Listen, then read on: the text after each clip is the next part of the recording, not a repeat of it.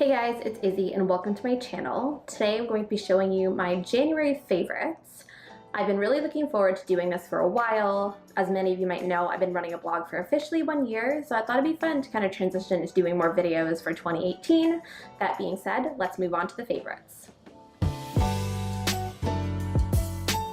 Alright, so the first of my favorites that I'm going to be showing you guys is the Sephora Favorites Selfie Kit, which is very conveniently named.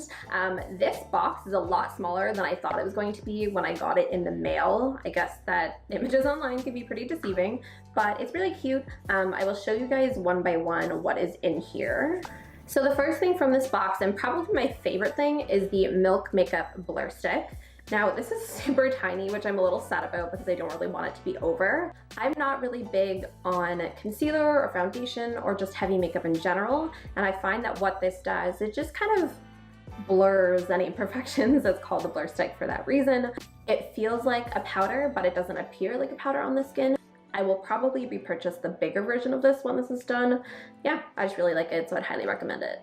So the very next thing that I like from this kit is the Becca Shimmering Skin Perfector in Opal. Now, this is like, I've been using this so much that you can almost see that the label is kind of going away now. Nonetheless, I still really like it. This is sort of a rose goldy kind of shade, I would say, and I've been using it pretty much every day on the tip of my nose, my cupid's bow, and on my chin. When I want a bit more of a dramatic look, then I use it on the high points of my cheeks, but for day-to-day use, I just use it on those three areas. So next is the Marc Jacobs Velvet Noir Mascara.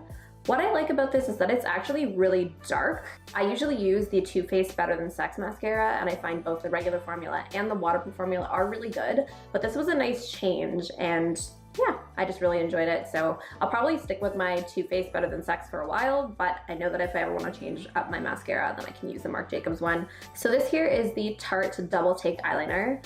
What's nice about this is that it's double-sided. One side is the liquid pen marker type thing, and the other side is a pencil. So it's really versatile. I haven't used pencil eyeliner in a really long time, but I find this is great for just smudging underneath on the waterline if I want something a little bit more extra or like dramatic looking. So that's kind of what I like about this. Very simple, great for on-the-go application, and yeah. Alright, so next I have the Anastasia Beverly Hills Matte Lipstick in Ashton. This is actually a really nice shade. I think on camera it looks sort of reddish, I would say, but it's a lot more nude than that in person. It turns out really brown on my skin. I do like a good nude / brown lipstick whenever I find one. If you're looking for a more lightweight kind of lipstick, this won't be it, but it is very, very nice on the skin. Alright, so last but not least from the Sephora Favorites kit is the Stellar Cosmic Powder in the shade Glow 02. This is really nice, although the one thing that I thought was sort of difficult about it was that when you open it up, it's not doing it now of course, but normally when I open it up, the powder just kind of gets everywhere. But it is really great, kind of illuminates the skin, so it's just like great for like a subtle glow from within. I usually use it as like a last step. So up next I have a lot of Fenty beauty stuff to show you guys. I know recently this brand has become super popular. The one that I have here is the Fenty Beauty Mattemoiselle Plush Matte Lipstick in Spanked. It's a really great universal shade, I think, for all skin tones. The reason why I actually bought it is because I found a very similar shade. I would say it's like a reddish, sort of coralish kind of tone. Like I was saying, I bought a similar shade when I was in Thailand at the local like 7-Eleven. They sell cosmetics there, which I thought was super cool. The lipstick that I got there was just very inexpensive. And when I went back to Toronto, I thought, oh my gosh, I'm gonna run out of this lipstick that I'm wearing every single day. And luckily Fenty made a similar shade. So I would highly recommend it if you want something just comfy and natural that you can wear regularly, but still look kind of cute. Alright, so next I have the Fenty Beauty Gloss Bomb in Fenty Glow. This is the best gloss I've found by far.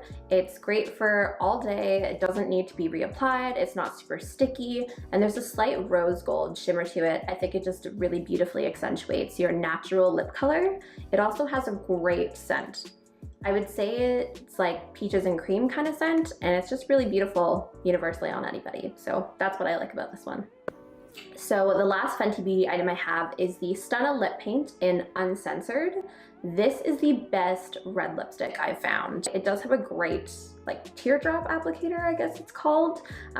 Really unique and different, but a bit watery. So if you have time to look in the mirror and apply this, that's the best, as it takes a little bit of time to get used to. It's very different, but when you do apply it correctly, it's beautiful.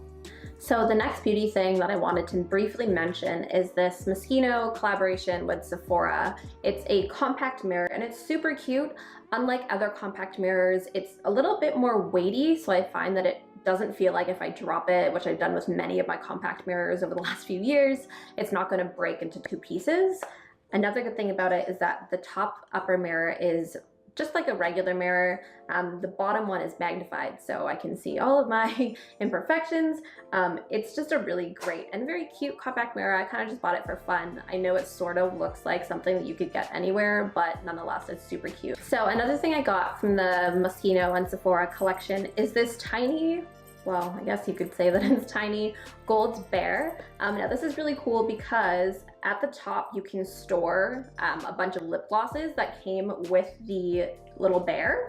So you can take the one that you're wearing everywhere with you. I think it's more of a collector's item than anything. It does feel very heavy, so it kind of has trouble standing up or sitting upright when you put it down on a table or whatever, but it's super cute. I kind of just have it as an accessory. There is this long chain, so I guess it's up to you if you want to wear it as a necklace, and you know, I don't know, that's up to you. But I just have it as a cute little accessory. It might be fun to hang it on like a backpack or a purse or something like that, but it's just super cute, and I just bought it again, just like the mirror, to just have a little bit of fun and buy something different because these are very unique. I've never seen anything like them. Last but not least for my beauty items is the Lush Cosmetics Rose Jam Body Spray.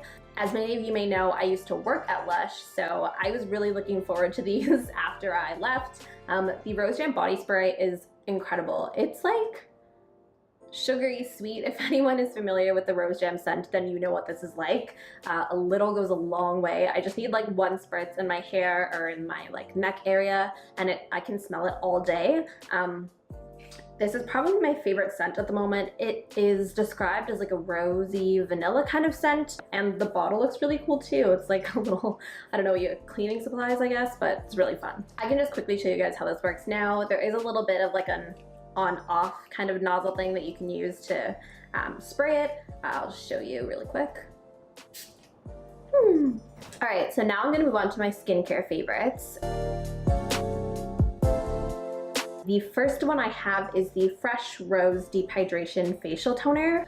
This stuff is not cheap. It's like $55, but I have found that since I've been using it for the last 2 weeks, a little does go a long way. I've only used about this much, and I find that you don't really need to use a ton of it. I use it in the morning and at night, so twice a day. I really do like this. It is very, very hydrating. I find that it gives me a little bit of like that dewy kind of glow to my skin, but it's super soothing as well. And when the winter in Toronto is this brutal, I find that this just like soothes my skin.